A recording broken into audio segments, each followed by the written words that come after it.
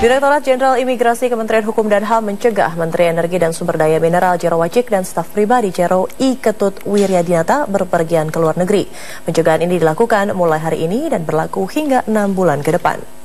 Direktur Penyidikan dan Penindakan Keimigrasian Mirza Iskandar menjelaskan pihaknya telah menerima surat permohonan pencegahan atas nama Jero Wacik dan I. Ketut Wiryadinata dari Komisi Pemberantasan Korupsi kemarin. Jero dan Wiryadinata dicegah ke luar negeri untuk kelancaran proses penyidikan kasus penyalahgunaan wewenang di Kementerian ESDM pada tahun 2011 hingga 2013. Mirza juga menambahkan sejauh ini migrasi belum menerima permintaan pencegahan bagi anggota keluarga Jero Wacik oleh KPK. Imigrasi sudah melaksanakan pencegahan terhadap bersangkutan, ya. Artinya mulai kami menerima pencegahan, Jero Wacik tidak diizinkan meninggalkan wilayah Indonesia untuk jangka waktu tertentu. Bertanggal berapa? Bertanggal permintaan hari ini kita terima, ya. Suratnya tertanggal kemarin, tapi hari ini kita terima, artinya pencegahan sudah kita laksanakan per hari ini. Tak berhenti pada penetapannya sebagai tersangka, KPK juga menelusuri aset milik Menteri SDM Jero Wacik. Upaya menelusuri aset ini dilakukan untuk mengetahui adanya dugaan aliran dana kepada Jero Wacik. Dalam tempo 1 kali 24 jam usai menetapkan Jero Wacik sebagai tersangka, Komisi Pemberantasan Korupsi bersama Pusat Pelaporan dan Analisa Transaksi Keuangan atau PPATK langsung menelusuri transaksi-transaksi mencurigakan yang berkaitan dengan Jero Wacik. Penelusuran aset ini juga merupakan upaya bagi KPK untuk mengembangkan kasus korupsi Jero. Sebab bukan tidak mungkin KPK bisa menjerat Jero dengan pasal tindak pidana pencucian uang. Jadi tujuan dilakukan aset tracing, kemudian dilakukan permintaan LHA terhadap tersangka untuk mengetahui apakah ada transaksi-transaksi mencurigakan, tentu dalam rangka untuk pengembangan perkara dalam konteks tindak pidana korupsi, apakah juga bisa berkembang ke TPPU, ya. Itu biasa dilakukan oleh KPK, tapi sampai hari ini terlalu dini kita kalau menyebut mengarah ke TPPU. Semasa menjabat sebagai Menteri SDM pada tahun 2012, Jero tercatat memiliki total harta senilai 11,6 miliar rupiah dan 430 ribu dolar Amerika. KPK menetapkan Jero sebagai tersangka Rabu siang. KPK menduga dari hasil korupsinya, Jero menerima uang senilai 9,9 miliar rupiah. Tim Liputan, Metro TV. Penetapan Jero Wacik sebagai tersangka korupsi di Kementerian ESDM menuai reaksi dari koleganya di Demokrat. Mantan Ketua Umum Partai Demokrat Anas Urbaningrum dan mantan Ketua Komisi 7 DPR RI Sultan Batugana angkat bicara.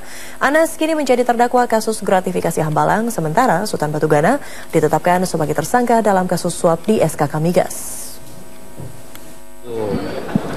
Anda sudah tahu kan, ini kan KPK yang berproses, yang melihatin kita bagaimana semua. Biarkan sajalah apa yang sudah terjadi. Termasuk saya kan sudah kena pasien juga saya ini kan, ya sudahlah. Kita ikutin aja apa yang nanti yang terjadi. Seperti saya diperiksa, ditanya, kalau ditanya saya jawab, nggak ditanya saya diam gitu aja. Ya mudah-mudahan Pak Jero sabar lah, ya kan. Saya mendoakan Pak Jero sabar. Itu urusan KPK yang menyelidiki kan, gitu loh. Jadi sudah di sana berproses semua. Jadi saya juga ngomong ini ngeri-ngeri sedap juga saya kan. Ini lagi ngeri-ngeri. Saya tunggu sedapnya dulu. Saya tahu Pak Jero dulu di Demokrat termasuk yang mengganggu-ganggu saya. Tapi itu urusan politik Demokrat lah. Ada yang mengatakan nanti pada waktunya Pak Jero itu kena karmanya. Saya kira Pak Jero Wacik kan gentleman orangnya kan. Saya kira nggak ada masalah. Beliau kan sudah kasih bikin statement kemarin kan bagus sekali. Saya kira udahlah, jangan dikuyo-kuyo lagi, kasihan kan orang ini kan. Saya kenal Pak Jero orang baik. Tersangka kasus korupsi di Kementerian SDM Jero Wacik akan dilantik sebagai anggota DPR 1 Oktober mendatang. Muncul kekhawatiran proses penyidikan KPK akan terhambat dengan pasal terkait pemeriksaan anggota DPR yang ada dalam UU MD 3. Jero Wacik sejauh ini sudah mengatakan akan mengundurkan diri dari posisinya sebagai menteri setelah KPK menetapkan sebagai tersangka kasus korupsi di Kementerian Energi, Sumber Daya dan Mineral. Namun Jero belum memastikan pengunduran dirinya sebagai anggota DPR terpilih untuk periode 5 tahun mendatang. Jika Jero tidak mundur sebagai anggota DPR, sementara statusnya adalah sebagai tersangka, maka ada kemungkinan proses pemeriksaan KPK terhadapnya tidak bisa leluasa. Karena dalam Undang-Undang MPR, DPR, DPRD, dan DPD atau MD3 disebutkan pemeriksaan anggota harus mendapat persetujuan tertulis dari Mahkamah Kehormatan. Namun Wakil Ketua KPK Bambang Wijoyanto menilai aturan itu tidak akan menjadi penghalang dalam proses pemeriksaan lanjutan nantinya. Kami tetap beranggapan bahwa tindak pidana korupsi di luar ketentuan yang dikualifikasi di dalam MD3 tentang diperlukannya izin dari Dewan Kehormatan DPR. Jadi kami tetap berpendapat bahwa ada atau tidak ada undang-undang MD3, maka bila diperlukan pada saatnya nanti, maka KPK bisa menggunakan kewenangannya tanpa harus menunggu rekomendasi dari Dewan Kehormatan di DPR. Pendapat kurang lebih sama juga disampaikan oleh pengamat hukum Jamin Ginting yang mengatakan MD3 tidak bisa menghalangi proses penanganan kasus korupsi yang masuk dalam kategori kejahatan luar biasa.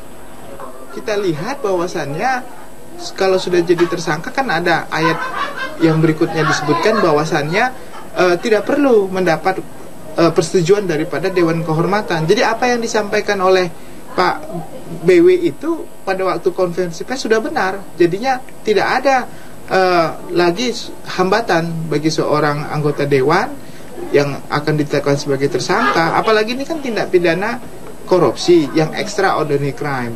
Tidak ada batasan-batasan untuk itu. Bahkan seorang menteri saja ya, apakah seorang menteri itu nggak perlu persetujuan presiden untuk melakukan penahanan ataupun menjadikan dia menjadi tersangka.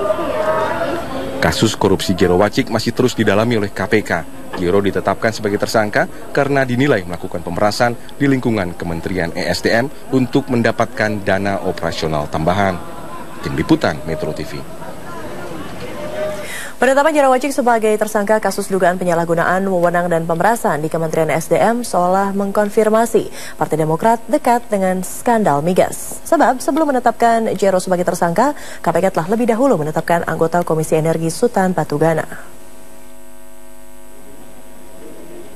Proses persidangan Rudy Rubian ini banyak mengungkap fakta soal keterlibatan anggota Dewan Komisi Energi serta pejabat di Kementerian ESDM dalam skandal migas.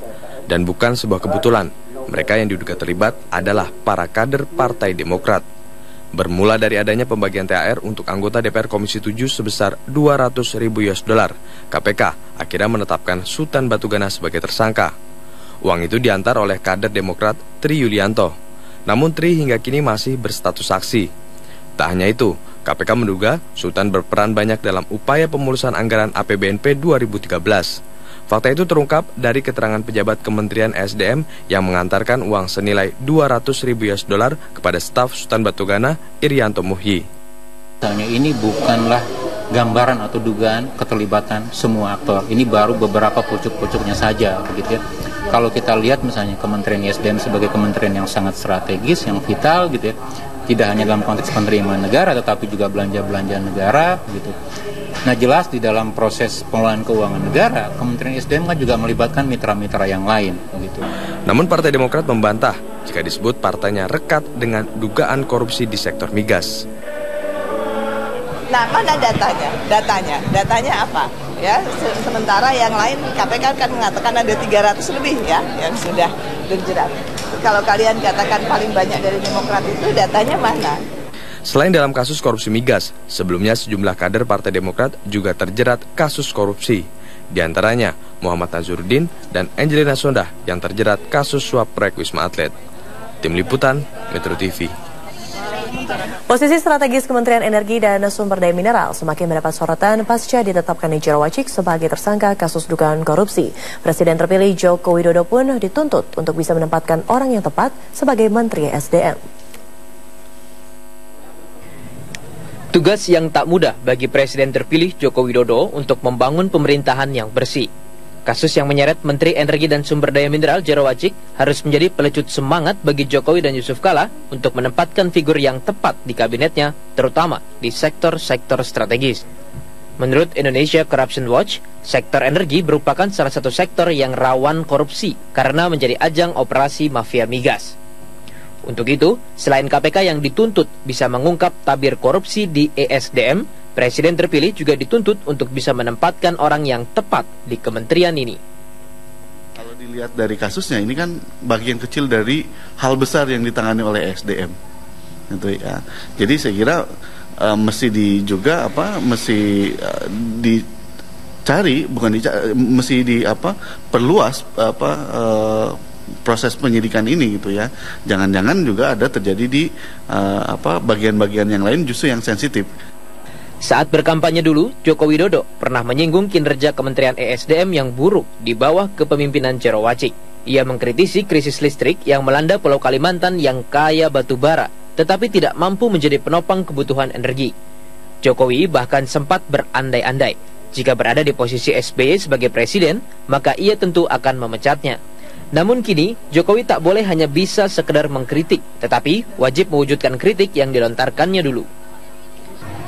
Di depan kan sudah saya sampaikan bolak-balik, memilih menteri yang mempunyai karakter yang kuat, leadership yang kuat, kemampuan manajerial di semua kementerian mesti harus itu, dan punya integritas yang kejujuran yang baik. Dalam membentuk kabinetnya, Jokowi berjanji akan mencari orang-orang yang memiliki integritas tinggi dan mengedepankan track record atau rekam jejak calon menterinya. Tim Liputan, Metro TV. Kita beralih ke informasi lainnya, pemirsa. Meski dinilai memiliki kinerja yang buruk oleh masyarakat, tidak membuat 270 anggota DPR merasa malu untuk bolos rapat paripurna. Bukan hanya ruang rapat yang kosong saja yang membuat rapat para wakil rakyat ini terlihat tidak sempurna, tapi juga molornya acara yang diadakan hingga memakan waktu 1 jam lebih, membuat rapat paripurna yang mengagendakan pengambilan keputusan terhadap rancangan undang-undang pertanggungjawaban atas pelaksanaan APBN menjadi terhambat. Dari 560 anggota DPR yang hadir, hanya tercatat 290 orang saja yang hadir, meskipun masing-masing terlihat sibuk dengan aktivitasnya sendiri. Kinerja anggota Dewan 2009-2014 selama ini menjadi sorotan publik karena dinilai buruk. Dari target 455 undang-undang dalam program legislasi nasional atau Prolegnas 2009-2014, baru sekitar 130 saja yang mampu direalisasikan hingga bulan Februari tahun ini.